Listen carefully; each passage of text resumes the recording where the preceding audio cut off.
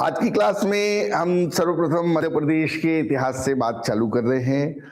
मध्य प्रदेश का जो इतिहास है वो भारत के इतिहास का बहुत ही समृद्ध और महत्वपूर्ण आयाम है और प्रदेश की अनेक सांस्कृतिक, सामाजिक और राजनीतिक गतिविधियों का साक्षी रहा है। और वर्तमान में भी बहुत सारी चीज़ों को देखें तो हमारी ऐतिहासिक भूमि पर चीज़ें विद्यमान हैं। सतपुड़ा और विंध्याचल से घिरा हुआ हमारा पर्वतमालाओं से मध्य प्रदेश न सिर्फ प्राकृतिक सुंदरता के लिए बल्कि प्राचीन साम्राज्यों, मध्यकालीन राजवंशों और औपनिवेशिक शासन, स्वतंत्रता संग्राम की घटनाओं की अनमोल धरोहरें हमारे मध्य प्रदेश के इतिहास से समाई हुई हैं। ऐतिहासिक स्थल हो, स्थापत्य कला हो, लोक परंपराओं में छिपी हुई इन धरोहरों का एक मनोहर और अद्वितीय महत्व रहे और निश्चित तौर पे भारत और विश्व के सांस्कृतिक आप कह सकते हैं धरोहर के अभिन्न अंग में मध्य प्रदेश के इतिहास को हम समझ सकते हैं। शुरुआत हम सबसे पहले करते हैं मध्य प्रदेश का पूरा पाषाण काल कैसा रहा। सबसे पहले तो मैं आपको बता दूं पूरा पाषाण काल मतलब क्या होता है। 10 लाख से लेकर के 10,000 साल पुरानी बातों को हम लोग पैलियोलिथिक एज के अंतर्गत लेते हैं। कौन सी एज के अंतर्गत लेते हैं? पैलियोलिथिक। याद रखना शब्दों को। और ये एक यूनानी वर्ड है। कौन सा वर्ड है ये एक यूनानी वर्ड है जो कि बेहद इंपॉर्टेंट है। दूसरी महत्वपूर्ण बात, इसके 3 इरा है। पहला है निम्न पुरा पाषाण जो कि 10 लाख से लेकर कितना है 50,000, बोलिए सर नो। दूसरा जो मध्य पाषाण वो कितना है 50,000 से लेकर कितना है 40,000। और तीसरा जो है उच्च पुरा पाषाण वो 40,000 से लेकर कितना है 10,000। तो इसमें जो सबसे इंपॉर्टेंट है निम्न पुरा पाषाण में एक नरसिंहपुर की जगह है जिसका नाम है भूतरा। क्या नाम है? बहुत फेमस जगह। और यहाँ पर उस समय हैंड एक्स और क्लीवर देखने को मिलते थे। हथियारों के प्रकार है, मैं भी आपको उनकी फोटोज वगैरह शेयर कर दूंगा, आप उनको देखेंगे। तो भूतरा बहुत इंपॉर्टेंट है, अंडरलाइन प्लीज कर लेंगे सभी लोग। भूतरा कहाँ पर है? भूतरा मैंने आपको बताया कि भूतरा जो है वो नरसिंहपुर में है। इसको भी अपन देख भी लेंगे हैंडेक्स क्या होते हैं। और निम्नपुरा पाषाण में लिख लें हथनोरा, भीमबेटका, महादेव, पिपरिया, बहुत सारे स्थल है। सबसे फेमस स्थल इसका कौन सा है? भूतरा, नरसिंहपुर। दूसरा है मध्य पाषाण। मध्य पाषाण में सबसे इंपॉर्टेंट है आदमगढ़। कौन है इंपॉर्टेंट? यहाँ पे फ्लेक्स वगैरह के हथियार हुआ करते थे, अपन आदमगढ़ को भी डिटेल में देखेंगे। इसके बाद ये सोन घाटी से जुड़ा हुआ भाग है जिसको निसार अहमद जी ने खोजा था। और ये मैं बार बार कह रहा हूं कि प्राचीन भारत की जो किताब है बेहद इंपॉर्टेंट है जिसमें पूरे मध्य प्रदेश के इतिहास को बहुत शानदार तरीके से दिखाया गया है। एक एक चीज के डायग्राम दिए गए हैं प्रॉपर तरीके से, प्रॉपर मैनर में। आप अगर देखेंगे तो ये पूरा पाषाण, मध्य पाषाण के पूरे हथियारों को भी इसमें बहुत डिटेल में बताया गया है।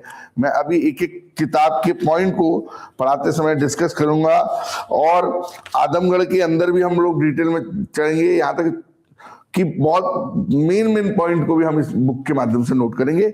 ग्रंथ अकेडमी की इस किताब को हम आधार बनाएंगे और हम 1 महीना भी पूरा कंटिन्यू एमपी हिस्ट्री पढ़ेंगे और पूरा 1 महीना हम लोग जीएस में ज्योग्राफी पढ़ेंगे ताकि एक साथ ही पूरा टॉपिक कंप्लीट हो।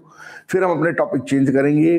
करंट तो रोज चलेगा ही, फिर एमपी हिस्ट्री के बाद MP geography, MP polity, MP history और जीएस में ज्योग्राफी के बाद हिस्ट्री, फिर पॉलिटी, फिर इकोनॉमी, तब तक बजट भी आ जाएगा। तो ये सारा सीक्वेंस हमारा रहेगा।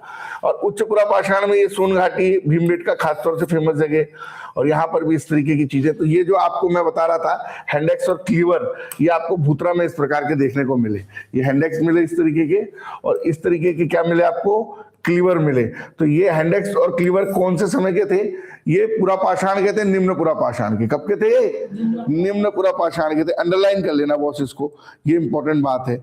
इसके अलावा यहाँ पे बहुत सारे स्क्रैपर्स वगैरह भी हमारे लिए आज की क्लास में जो सबसे इंपॉर्टेंट है वो है नर्मदा जीवाश्म, नर्मदा घाटी से जुड़े साक्ष्य, जिनको मैं यहाँ पर लिखाऊंगा तो आप हेडिंग अंडरलाइन करके लिख लेंगे नर्मदा फॉसिल्स। नर्मदा घाटी की सबसे पहले यहाँ पर जो ह्यूमन फॉसिल्स खोजा था, डेट याद रखेंगे आप लोग। अभी देखते हैं कैसे एग्जाम में डेट्स आती हैं एक जैसी। तो 5 दिसंबर 1882 को इस दिन मृदा दिवस भी मनाया जाता है, याद रखेंगे। डॉक्टर अरुण सुनकिया ने जो है इसकी खोज की थी और अमरकंटक के होशंगाबाद के मध्य में यहाँ पर साक्ष्य देखने को मिले थे। इसी को हम लोग नर्मदा मानव के नाम से भी जानते हैं। अंडरलाइन कर लेंगे इसको, बेहद इंपॉर्टेंट बात है, बहुत इंपॉर्टेंट है। और नीचे लिख लो इसको हथनोरा, बहुत फेमस जगह है, मानव खोपड़ी मिली थी। होमो इरेक्टस भी इसको कहा जाता है। होमो इरेक्टस क्या कहा जाता है इसको? होमो इरेक्टस के नाम से भी इसको जाना जाता है। अब हम मध्य पाषाण के एक महत्वपूर्ण स्थल आदमगढ़ को देखेंगे। आदमगढ़ वही जो नर्मदा नदी यहाँ से होकर के जाती है, और आदमगढ़ सैलासरी इसको काट लो, ये ईयर कंफ्यूज करता है। मध्य पाषाण में उपकरण यहाँ भी मिले, आरबी जोशी जी ने इसकी खोज करी। और पहली बार एनिमल हस्बेंड्री, जो कुत्तों को दफनाए जाने के बारे में प्रमाण मिले हैं, और जब व्यक्ति मरता था उसके साथ कुत्ते को भी उसके दफनाया जाता था, साथ ही साथ एनिमल हस्बेंड्री के भी प्रमाण मिले हैं। इसको मोस्ट टाइम पे लगा लो, एनिमल हस्बेंड्री के प्रमाण कहाँ मिले हैं सबसे पहली बात, है ना। कुत्तों को पालने के भी प्रमाण यहाँ पर आदमगढ़ में मिले हैं। अंडरलाइन कर लीजिए, बेहद बेहद इंपॉर्टेंट पॉइंट है, ठीक है, एग्जाम के दृष्टिकोण से। 1920 में आदमगढ़ की खोज की थी मनोरंजन घोष के द्वारा, यहाँ लिख लें। 1920 में मनोरंजन घोष जी के द्वारा जो है इसकी जो है आदमगढ़ की खोज की गई थी। और आरबी जोशी ने बाद में और एमडी खरे ने 1960 में इसको लेके प्रमाण दिए थे। और यहाँ पर युगल समाधान के बारे में बात किया गया था कि पति पत्नी दोनों को साथ में दफना दिया जाता था। और आदमगढ़ को जो में पहली बार 1821 में जो है पहली बार प्रग ऐतिहासिक चित्रकारी देखी गई थी, लिख लो।